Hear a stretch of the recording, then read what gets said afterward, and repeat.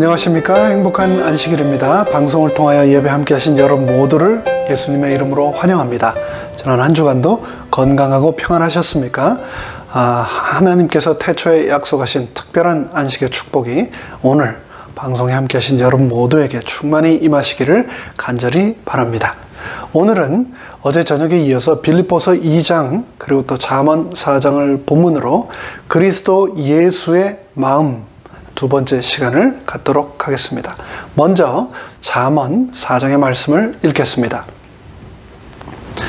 무릇 지킬 만한 것보다 더욱 내 마음을 지키라. 생명의 근원이 이에서 남이니라.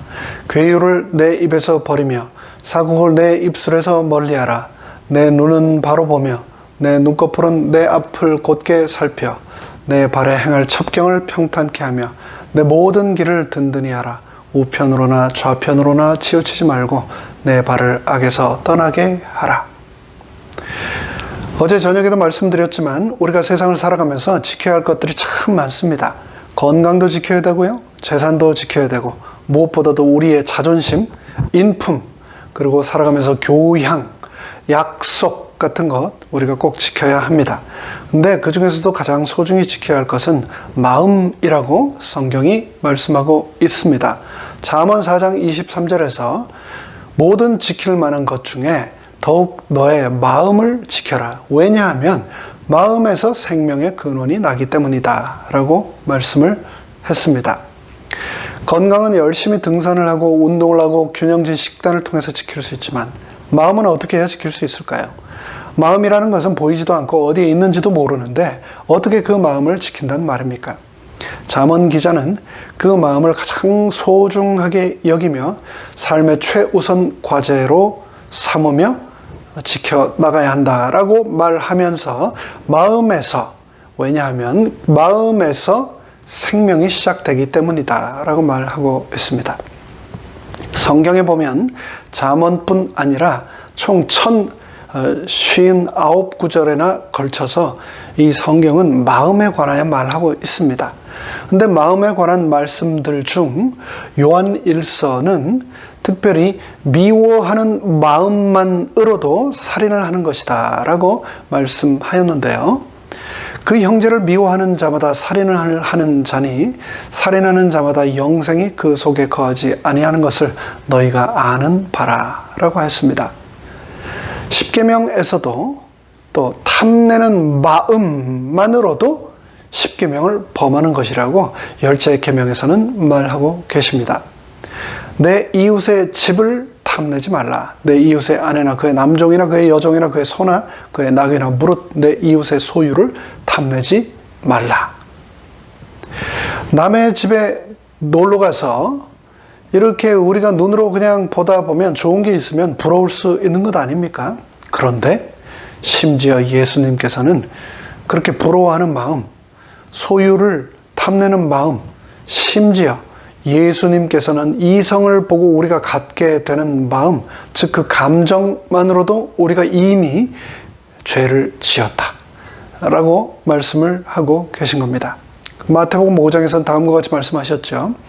또 간음하지 말라 하였다는 것을 너희가 들었으나 나는 너희에게 이르노니 음욕을 품고 여자를 보는 자마다 마음에 너의 마음속에 이미 죄를 짓고 간음하였느니라. 제가 어렸을 때 재미있는 드라마가 있으면 한 집에 모여서 함께 보곤 했는데요. 한 번은 저희 옆집 아주머니께서 저희 집에서 오셔서 같이 드라마를 보시면서 남 주인공을 보면서요. 저렇게 잘생긴 남자하고 사는 여자는 얼마나 좋을까라고 하셨습니다.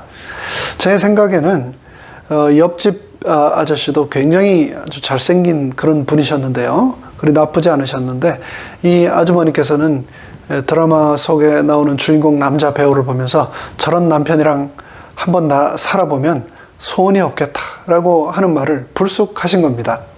아마도 마음속의 생각이 드라마를 보면 볼수록 더 강해져서 무심결에 어린아이들이 있는데도 불구하고 불쑥 입 밖으로 나오지 않았나 하는 생각이 듭니다. 옆집 아주머니께서는 전혀 불륜을 저지르지 않으셨습니다. 하지만 마태복음 5장 28절 말씀에 비추어 보면 이미 간음을 한 것입니다. 왜냐하면 이미 마음속에 그러한 마음을 품었기 때문입니다. 근데 이런 해석에 대해서 여러분은 어떻게 생각하십니까? 너무 지나치다라고 생각하십니까? 그런데 그럼에도 불구하고 이 예수님의 말씀에 비추어 보면은 분명히 이것은 죄악입니다. 그렇다면 성경에서 말하는 마음을 지키는 것, 즉 미워하지 않고 탐내지 않고 음욕을 품지 않는 것, 이것이 도대체 가능할까요? 도대체 마음을 지키라고 하는 이 말씀은 어디까지 적용되는 것이고, 또 어떻게 하면 우리는 예수님이 말씀하신 그 의도, 그 가르침에 맞춰서 마음을 지키는 그런 삶을 살 수 있을까요? 하나님의 말씀을, 율법을 지키면서 사는 것이 과연 우리에게 가능이나 하기는 한 걸까요? 여러분 생각하시기에 여러분 마음속에 드는 그 생각에도 죄가 있다라고 생각을 하십니까? 표현하지도 않고 손과 발로 내 입술로 표현하지도 않은 그 생각에도 죄가 있을까요? 생각도 마음대로 못합니까? 하나님은 왜 우리에게 마음을 지키라고 하시는 걸까요? 이 문제의 해답을 지금부터 다시 한번 함께 고민하며 생각해 보도록 하겠습니다. 우리가 살아가는 이 세상은 컴퓨터가 없이는 살 수 없는, 그런 삶은 상상도 할 수 없는 그런 시대입니다. 그런데 컴퓨터라는 것도 결국은 우리 인간의 마음을 본떠서 만든 것에 불과하다는 것 여러분 아십니까? 우리의 마음을 이해하기 위해 잠시 컴퓨터에 대해서 살펴보도록 하겠습니다. 모든 컴퓨터는 세 가지의 주요 파트로 나뉩니다. 첫 번째가 가장 중요한 CPU라는 것인데요. Central Processing Unit, 한국말로는 중앙 제어 장치입니다. 이것은 컴퓨터의 두뇌이며 모든 생각을 주관하는 부분입니다. 그리고 두 번째는요, Input Device, 한국말로 입력 장치입니다. 바깥 세상과 교통하는 수단으로 필요한 모든 자료를 받아들이는 장치입니다. 그리고 마지막 세 번째로 Output Device, 즉 출력 장치가 있는데요. 입력된 자료를 가지고 CPU에서는 자료를 처리하여 결과를 이 출력 장치를 통하여 밖으로 내보내게 됩니다. 사람에게도 중앙 제어 장치가 있고 입력 장치가 있고 출력 장치가 있습니다. 첫 번째, 가장 중요한 중앙 제어 장치에 해당되는 것은 바로 마음이고요. 두 번째, 입력 장치에 해당하는 것은 우리의 오감각이라고 할 수 있겠습니다. 그리고 세 번째, 출력 장치는 바로 우리의 손과 발과 표정과 우리의 입술에서 나오는 말들이 되겠습니다. 우리는 외부에서 어떤 자극이 들어오면 그 정보를 평가합니다. 평가한 후에 받아들일 것인가 아니면 거절할 것인가를 결정합니다. 이 과정에서 때로는 갈등이 일어나기도 하고 협력이 일어나기도 합니다. 이것을 바로 우리는 프로세스, 즉 처리 과정이라고 하는데요. 우리의 이 perception system, 지각 구조와 cognition system, 인지 구조를 통해서 만들어지는 것이 바로 생각입니다. 마음은 이렇게 만들어낸 생각을 받아들여 저장하기도 하고 또 버리기도 합니다. 이렇게 만들어진 생각을 우리는 패러다임이라고 합니다. 이렇게 만들어진 패러다임이 아웃풋 시스템에 의해서 행동으로 옮겨지게 되는 것이죠. 이 프로세스를 통해서 우리가 생명을 얻을 수도 있고 생명을 잃을 수도 있다라고 성경은 말하고 있습니다. 이제 컴퓨터가 아닌 마음을 또 다른 방법으로 좀 더 쉽고 간단하게 이해하기 위해서 다른 비유를 한번 들어볼까요? 그렇게 할 수 있는 것이 바로 그릇입니다. 그릇이 종류가 많지만요, 밥이 담겨져 있으면 우리는 그 그릇을 밥그릇이라고 하고요, 국이 들어져 있으면 국그릇이라고 합니다. 반찬이 있으면 반찬 그릇이듯이 이 그릇 자체도 중요하지만 그 내용물, 즉 그 그릇이 무엇을 품고 있느냐, 우리에게로 적용을 하자면, 즉 우리의 마음에 어떤 어떤 생각을 품고 있느냐가 그 사람이 어떤 사람인가, 그 사람의 사람된 우인됨을 결정하는 것입니다.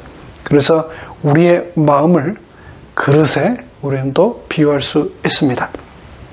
선이 마음에 가득 차 있으면 우리는 그 사람을 선한 사람이라 할 수 있습니다.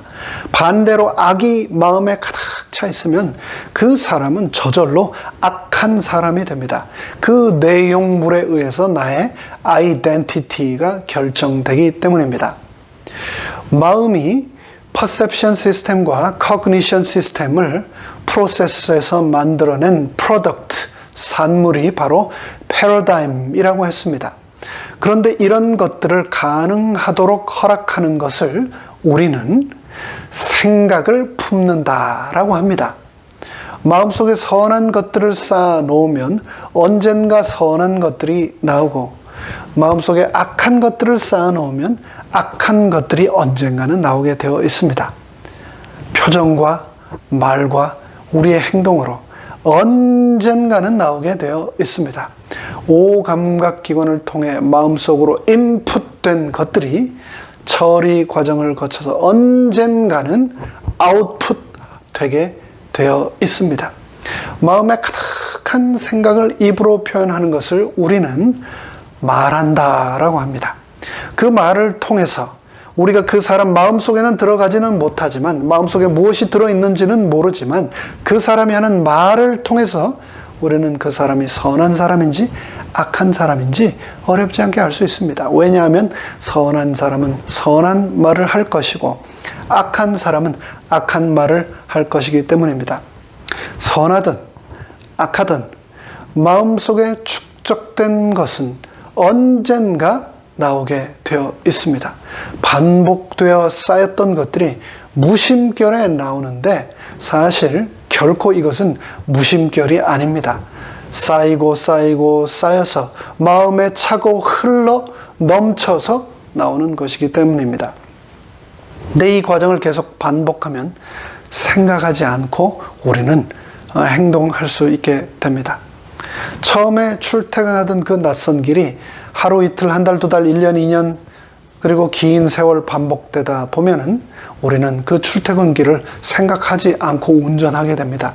우리의 뇌는 생각할 때 대뇌의 전두엽이 활성화되는데, 반복된 출퇴근길, 운전 같은 생각하지 않아도 그런 되는 익숙한 것을 할 때는 우리의 대뇌 전두엽이 전혀 활성화되지 않습니다. 그런데 놀랍게도 선과 악에 대해서도 마찬가지입니다. 마음에 선을 쌓아두어 선이 가득해지면 선이 저절로 생각하지 않아도 나오게 되어 있고요. 마음에 악을 쌓아두면 악이 저절로 무심결에 나오는 겁니다. 자선을 위해 기부를 하거나 선행을 행하는 사람들은 자신이 특별하다고 생각하지 않습니다. 당연히 해야 할 일들을 했다고 생각합니다. 그 일들이 일상적으로 반복되었기 때문에 자신이 선하다, 착한 일을 했다라고 전혀 생각하지 않는 겁니다. 마찬가지로 범죄자, 흉악범들이 잡혀서 감옥에 들어갈 때, 또 형을 받을 때, 또 형이 집행될 때까지도 내가 도대체 무엇을 잘못했느냐 억울하다는 표정으로 TV에 나오는 것을 여러분 보신 기억이 있을 겁니다. 악을 행하고도 전혀 부끄러워하지도 않고 뉘우치지도 않는 것은 악이 너무나 그들에게 익숙해져서 그 악 자체를 자각하지 못하기 때문입니다. 그 누구도 하루아침에 선해지거나 하루아침에 악해지지 않습니다. 우리 마음이 그런 것들로 차고 넘치기 위해서는 시간이 걸리기 때문입니다. 요한복음 13장 2절을 보면 마귀가 가롯 유다의 마음속에 예수를 팔려는 생각을 집어넣었다고 기록합니다. 마귀가 넣은 이 생각을 가롯 유다는 품었습니다. 요한복음 13장 26절에서 예수님은 대답하시되 너희 중에 한 명이 나를 팔 것이다 라고 하셨습니다. 제자들은 누가 예수를 팔아 넘길지 궁금했습니다. 요한이 누굽니까? 질문하자마자 예수님은 내가 떡을 주는 자가 그이다 라고 기록하고 있습니다. 그리고 떡을 찍어서 가롯 유다에게 주시자 가롯 유다는 그 떡을 받았습니다. 예수님이 이 떡을 받는 자가 나를 팔 것이다 라고 하셨는데 유다가 받은 겁니다. 아멘 한 겁니다. 새가 둥지를 틀듯이 악이 유다의 마음속에 들어왔는데 그것을 밀쳐내지 않고 거절하지 않고 유다는 그것을 받아서 그 마음속에 둥지를 튼 겁니다. 저희 집에 한 번은 새가 집을 지었습니다. 안 그래도 비둘기가 처마 밑에 살면서 배설물들을 많이 내뱉어서 너무나 골치를 앓았는데 이번에는 집 들고 나는 현관 바로 위에다가 또 다른 새가 집을 짓는 것이었습니다. 여러분 아시는 것처럼 새는요 거의 10분에 한 번씩 똥을 쌉니다. 배설물을 내뱉습니다. 그래가지고 새가 집을 짓도록 놔두면 순식간에 난장판이 됩니다. 저는 더 이상 참을 수가 없어서 특별히 어린 아이들이 맨발로 수시로 그것을 들고 나는데 그것을 더 이상 둘 수가 없어서 옆집에서 빌려서 수도꼭지 노즐을 빌려가지고 높은 그 천장을 향해서 새가 집을 지어놓은 그 천장을 향해서 물을 쏘아서 그 집을 헐어냈습니다. 그렇게 집을 완전히 헐어내 버리자 그 새가 다시는 돌아오지 않았고 다시 또 집을 틀지도 않았습니다. 새들이 내 머리 위로 날아다니는 것을 우리는 막을 길이 없습니다. 그러나 그 새들이 최소한 둥지를 트는 것은 막을 수 있습니다. 마음이 굳어지면 언젠가는 바꾸고 싶지만 바꿀 수 있는 시점을 놓치면 내 힘으로 바꿀 수 없는 시점이 옵니다. 그것을 성경은 마음이 강팍해졌다라고 표현을 합니다. 그렇게 마음이 굳어지면 저절로 악의 길로 계속해서 자동적으로 움직이게 되는 겁니다. 아무 생각 없이 아무 거리낌 없이 죄를 계속해서 반복하게 되는 겁니다. 그것이 바로 죄가 마음에 둥지를 트는 것이라고 성경은 말하고 있습니다. 우리의 삶이 바뀌는 것은 은혜로운 하나님의 말씀을 단 한 번 들음으로 이루어지는 것이 아닙니다. 단순하지만 집중되고 또 반복을 통해서 우리의 마음속에 쌓인 것들을 다 씻어내어야만 나의 삶이 바뀌는 겁니다. 우리 기억 장치 속에 나도 모르게 쌓여가는 생각들을 우리는 무의식이라고 합니다. 악이 가득한 마음속에 선한 하나님의 말씀이 한번 들어왔다고 삶이 바뀌지 않습니다. 반복해서 계속해서 선이 그분의 말씀이 나의 삶을 장악할 때에 비로소 나의 삶이 바뀌게 되는 것입니다. 마음은 외부 자극에 의해 들어온 생각을 정리하고 처리하고 저장하는 공간입니다. 그런데 사람은 똑같은 것을 보고도 전혀 다른 생각을 하는 경우가 너무나 많습니다. 똑같은 성경 말씀을 읽고도 전혀 다르게 해석하고 받아들이고 똑같은 설교를 듣고도 어떤 사람은 이 말씀이 나에게 하시는 말씀이구나 하는가 하면 똑같은 설교를 듣고도 어떤 사람은 이 말씀은 꼭 그 문제 있는 김 집사가 들어야 하는 말씀이구나 라고 생각을 하는 겁니다. 똑같이 가나안 땅을 정탐하고 와서 정탐군들은 전혀 다른 보고를 했습니다. 이런 일이 일어나는 이유는 우리의 마음의 틀이 각각 다르기 때문입니다. 우리 마음의 틀이 어떠냐에 따라서 완전히 다른 결과물을 우리는 얻게 되어 있습니다. 그 마음의 틀은 그런데 하루아침에 만들어지지 않습니다. 수많은 인풋이 프로세스 되면서 그 산물로 만들어진 패러다임, 사고, 생각들이 쌓여서 만들어진 것, 그것이 바로 우리 마음의 틀입니다. 우리의 마음이 다 다릅니다. 한 번은 제가 선물로 받은 새 넥타이를 메고 교회에 갔더니 어느 분께서 어머 목사님 너무 넥타이가 잘 어울리고 새 신랑같이 멋집니다 라고 하셨습니다.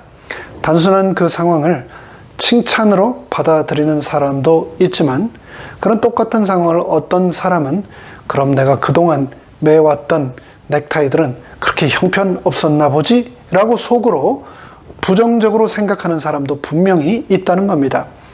그렇게 같은 상황에도 불구하고 전혀 다른 생각을 한 사람은 긍정적인 생각을, 한 사람은 부정적인 생각을 하는 이유는 바로 우리 모두의 perception system, 마음의 틀이 다 다르기 때문입니다.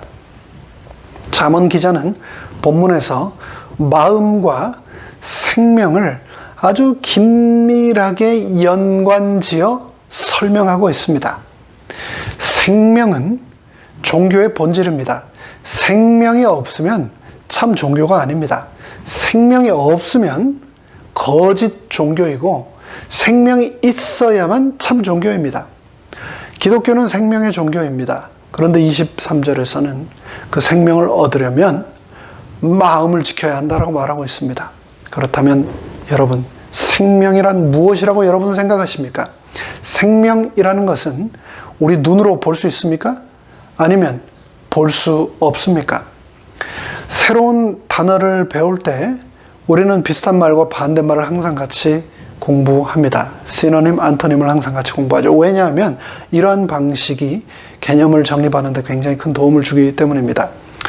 과연 생명을 우리가 눈으로 볼 수 있는가? 볼 수 없는가? 그 생각을 좀 더 깊이 나가기 위해서 생명의 반대 개념을 한번 정리를 해볼까요? 여러분, 생명의 반대 개념은 무엇입니까?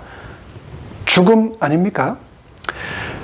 단상에 꽂혀 있는, 화병에 꽂혀 있는 꽃, 그 꽃은 살아 있습니까? 죽어 있습니까? 우리가 눈으로 보기에는 살아있는 것처럼 보이지만 엄밀하게 죽어가고 있는 것이죠. 그러면 그 뿌리로부터 잘려져서 화병에 꽂혀진 그 꽃은, 그 꽃에게 온 사망의 순간은 언제일까요? 바로 꽃이 뿌리로부터 잘려지는, 꽃이 꺾여지는 그 순간일 겁니다. 그렇다면 어떻게 해야 그 꽃들이 다시 살 수 있을까요? 뿌리와 다시 연결되어야만 그 꽃들은 다시 살 수 있습니다. 우리도 마찬가지입니다. 하나님과 연결되어야만 우리에는 생명이 있습니다. 죄와 끊기고 하나님과 연결되는 것, 그것을 성경은 생명이라고 말하고 영생이라고 말합니다. 죄로 잘려진 꽃송이 같은 우리가 예수님이라고 하는 원줄기에 접붙임되는 것, 그것이 바로 생명입니다. 우리의 마음이 생명이신 하나님을 받아들이면 그것이 바로 생명의 접붙임이 되는 것입니다. 사람을 결정짓는 것은 무엇인가? 그 사람의 행위의 결과인가? 아니면 그 사람의 마음의 생각인가? 여러분은 어떻게 생각하십니까? 세상의 법은 행위의 결과로 심판을 하지만 하나님은 나의 마음의 생각으로 나를 결정 지으십니다. 마음속의 생각이 어떤 것들로 차 있는가를 보면 그 사람이 누구인지 우리는 알 수 있습니다. 마음에 도둑질할 생각을 품고 있는 사람을 도둑놈이라고 하고요. 마음에 살인할 생각을 품고 있는 사람을 살인자라고 하고요. 마음에 악한 생각을 품고 있는 사람을 우리는 악한 사람이라고 합니다. 세상은 마음의 생각이 행위로 드러났을 때 그 사람을 규정하지만 하나님은 행위 이전에 이미 그 마음을 보시고 마음으로 그 사람을 규정하십니다. 도둑질할 마음을 품었다면은, 간음을 할 마음을 품었다면은 그것이 행동으로 옮겨지기 이전에 그 마음이 품어진 때를 하나님은 이미 보시는 겁니다. 생각이 마음으로 들어오는 것과 품는 것은 다른 것입니다. 동기가 유발되는 데 있어서의 마음은 마귀도 우리 마음의 생각을 밀어 넣을 수 있습니다. 마음이 영적인 전쟁터가 될 수 있는 이유는 마귀가 가롯 유다에게 예수를 팔아 넣을 생각을 넣었던 것처럼 우리에게도 똑같이 할 수 있기 때문입니다. 그런데 마음에 그런 생각을 외부에서 인풋할지라도, 밀어 넣을지라도 그것을 품지 않는다면 우리는 그 전쟁에서 승리할 수 있습니다. 그러나 그 생각을 품고 마음으로 받아들이고 구체적으로 계획을 세우고 그것을 한 번 품고 두 번 품고 세 번 품게 되면 그것이 패턴이 됩니다. 자동적으로 되게 됩니다. 이 패턴을 매칭해서 디시전을 하는 것, 그것이 인간의 두뇌 작용의 프로세스입니다. 머릿속에 생각의 길이 단단하게 다져지고 생각이 굳어져서 내 마음대로 컨트롤이 안 되는 지경에 이르게 된 것을 우리는 중독이라고 합니다. 마음속에 좋은 생각, 선한 생각, 그것들이 많이 쌓여 있으면 선한 사람이 되고 하나님에 대한 생각이 가득하면 하나님의 사람이 되듯이 마음속에 돈에 대한 생각이 가득하면 돈의 사람이 되고 그렇게 되면 세상 모든 것이 결국 돈으로 보이게 되고 마는 것처럼 말입니다. 마음이 중요한 이유는 마음의 상태에 따라 삶과 죽음, 영생과 영멸이 결정되기 때문입니다. 창세기 6장 5절을 보면 하나님께서는 사람의 마음 속에 죄가 가득함, 마음으로 하는 모든 계획이 항상 악함을 보시고 한탄하시고 근심하시고 지면에서 쓸어버리기로 결심했다고 말씀하고 있습니다. 여호와께서 사람의 죄악이 세상에 관영함과 그 마음의 생각의 모든 계획이 항상 악할 뿐임을 보시고 땅 위에 사람 지으셨음을 한탄하사 마음에 근심하시고 가라사대 나의 창조한 사람을 내가 지면에서 쓸어버리되 사람으로부터 육축과 기는 것과 공중의 새까지 그러하리니 이는 내가 그것을 지었음을 한탄함이니라 하시니라. 이에 대해 산상보훈 60쪽에서는 다음과 같이 말씀합니다. 사람이 유혹에 빠져 가증한 죄를 짓게 되는 때는 악을 새롭게 지어내는 것이 아니라 이미 마음에 숨겨 놓았거나 잠재 있는 것을 나타내거나 명백히 하는 것에 불과하다라고 했습니다. 그 사람이 말하는 것을 보면 그 사람의 마음이 무엇으로 가득 차 있는지 알 수 있습니다. 마음에 가득한 것이 흘러넘쳐 나오기 때문입니다. 마음속에 쌓여있는 생각들은 언젠가 저수지의 물처럼 흘러넘쳐서 말이 되어 입 밖으로 나오게 되고 그 말들은 결국 행동이라는 열매를 맺습니다.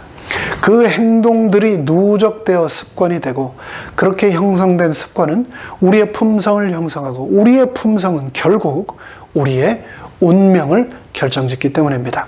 우리의 운명, 영생의 시발점이 그래서 결국은 마음이고 그렇기 때문에 마음을 지키는 것이 결국 우리의 운명, 우리의 생명을 지키는 것이라고 말씀하는 겁니다. 성경은 말씀하기를 그 우리의 마음에 문이 있다고 말씀했습니다. 볼지어다 내가 문 밖에 서서 두드리노니 이 문은 어떤 문입니까? 우리 마음의 문 밖에 서서 두드리신다라고 말씀하시는 것 아닙니까? 볼지어다 내가 문 밖에 서서 두드리노니 누구든지 내 음성을 듣고 문을 열면 내가 너에게로 들어가서 너와 더불어 먹고 너는 나와 더불어 먹으리라. 예수님이 문 밖에 서 계십니다. 바로 나의 마음 문 바로 앞에 서 계십니다. 그 문을 열어야 합니다. 결코 그분은 내가 내 마음의 문을 열어드릴 때까지 결코 강제로 내 마음의 문을 부수고 억지로 들어오지 않으십니다. 내가 열어야 합니다. 내 마음의 문은 나만 열 수 있기 때문입니다. 불교의 법정 스님은 행복하려면 욕심을 버려라, 모든 것을 내려놓아라, 마음을 비우라 라고 말했습니다. 그런데 성경은 마음을 채우라고 말씀했습니다. 예수님으로 마음을 채우라고 말입니다.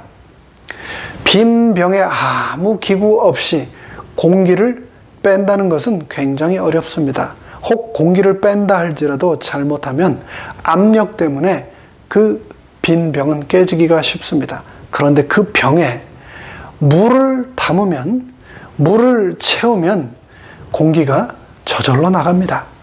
마치 생명의 생수 되시는 예수님이 내 마음이라고 하는 빈 병 안으로 들어오시면 내 마음속의 모든 죄악과 근심과 염려가 떠나가는 것처럼 말입니다. 우루과이 한 성당 벽에 이런 기도문이 쓰여져 있습니다. 하늘에 계신 이라고 하지 말아라.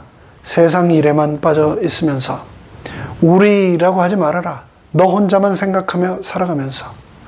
아버지라고 하지 말아라. 아들과 딸로서 살지도 않으면서. 아버지의 이름이 거룩히 빛나시며 라고 하지 말아라. 자기 이름을 빛내기 위해서 안간 힘을 쓰면서. 아버지의 나라가 오시며 라고 하지 말아라. 물질 만능의 나라를 원하면서. 아버지의 뜻이 이루어지소서라고 하지 말아라. 자기 뜻대로 되기를 기도하면서. 오늘 나에게 일용할 양식오라고 말하지 말아라. 가난한 이들을 본체 만체 하면서. 저희에게 잘못한 이가 있으면 용서하여 주시고라고 하지 말아라. 누군가에게 아직도 앙심을 품고 있으면서 저희를 유혹에 빠지지 않게 하시고라고 하지 말아라. 죄 지을 기회를 찾아다니면서 악에서 구하소서라고도 하지 말아라. 악을 보고도 아무런 양심의 마음의 소리를 듣지 못하면서 아멘 하지 말아라. 주님의 기도를 진정 나의 기도로 바치지도 않으면서. 이 기도문을 통해서 우리가 알 수 있는 것은, 그것은 하나님이 진정으로 우리에게 원하시는 것은 바로 나의 마음이라는 겁니다. 고대 중국 사람들은 북쪽의 야만 유목민들이 자주 침략해 와서 사람들을 죽이고 재산, 그리고 특별히 가축들을 약탈해 갔기 때문에 큰 고민에 빠져 있었습니다. 그래서 그들은 침략자들이 북에서 공격해 오는 것을 막기 위해서 그 드넓은 중국 대륙 땅에 동서를 가로지르는 그 유명한 만리 장성을 쌓게 됩니다. 그 성벽의 높이는 9m, 폭은 5.5m, 길이는 2700km나 되는 엄청난 규모의 성벽입니다. 그렇게 큰 규모로 성벽을 쌓은 것은 너무나 높기 때문에, 그 장벽이 너무나 두껍고 튼튼하기 때문에 북쪽에서 더 이상 침략자들이 넘어오지 못하도록 하기 위함이었습니다. 너무 넓고 튼튼해서 무너뜨리지도 못하고, 또 그 성벽이 너무나 길어서 돌아서 내려오지 못하도록 하기 위함이었습니다. 그렇게 너무나도 높고 두껍고 튼튼하고 길고 완벽한 성벽이었음에도 불구하고 수백 년이 지나는 동안 그 만리 장성은 3번이나 보기 좋게 침략을 당했습니다. 그런데 침략자들은 그 성벽을 기어오르거나 성벽을 허물거나 만리길을 돌아서 침략해 온 것이 아니었습니다. 그들은 너무나도 쉽게 성벽을 지키는 파수꾼들에게 뇌물을 주고 정식으로 성문을 열어서 통과해서 침략해 왔던 것입니다. 만리장성의 가치가 땅에 떨어지고 말았습니다. 문지기들이 뇌물을 받고 본래의 마음을 지키지 않았기 때문입니다. 마찬가지입니다. 크리스찬이 아무리 신앙이 좋고 하나님의 놀라운 약속을 받았다 할지라도 그 마음문을 지키지 못한다면, 내 마음문을 지키지 못한다면 사단의 유혹과 시험에 넘어가 침략당할 수밖에 없게 됩니다. 우리는 하나님의 은혜로 주신 소중한 믿음과 확신과 소망을 우리 마음에 간직하기 위하여 그 무엇보다도 나의 마음을 지켜야 한다는 것을 기억합시다. 마음은 마귀의 생각과 하나님의 생각이 싸우는 전쟁터입니다. 하나님의 생각을 내 마음에 담으시기 바랍니다. 생명이 거기에서 나오기 때문입니다. 마음은 우리의 생각을 다루는 곳이기 때문에 목숨을 걸고 지켜야 합니다. 생각의 힘이 얼마나 강력한 것인지를 결코 간과하지 마시고 깨달으시기 바랍니다.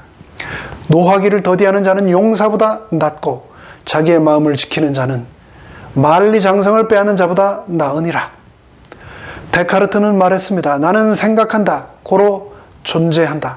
바로 얼마 전에 말씀드렸던 말씀이죠. 존재한다는 사실보다, 생각한다는 사실보다도 더 중요한 것은 내가 무슨 생각을 하며 어떤 생각들을 마음에 담느냐, 내 생명의 틀을 어떻게 형성하느냐라고 말하고 있습니다.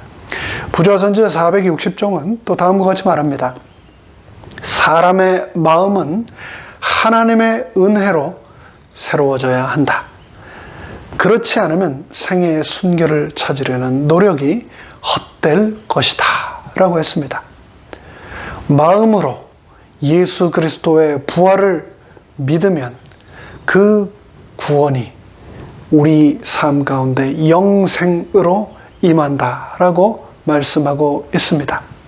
내가 만일 너의 입술로 예수를 주로 시인하여 또 하나님께서 그를 죽은 자 가운데서 살리신 것을 너의 마음에 믿으면 구원을 얻으리니 사람이 마음으로 믿어 의에 이르고 입으로 시인하여 구원을 얻느니라. 그 구원에 이르게 되느니라고 로마서는 기록하고 있습니다.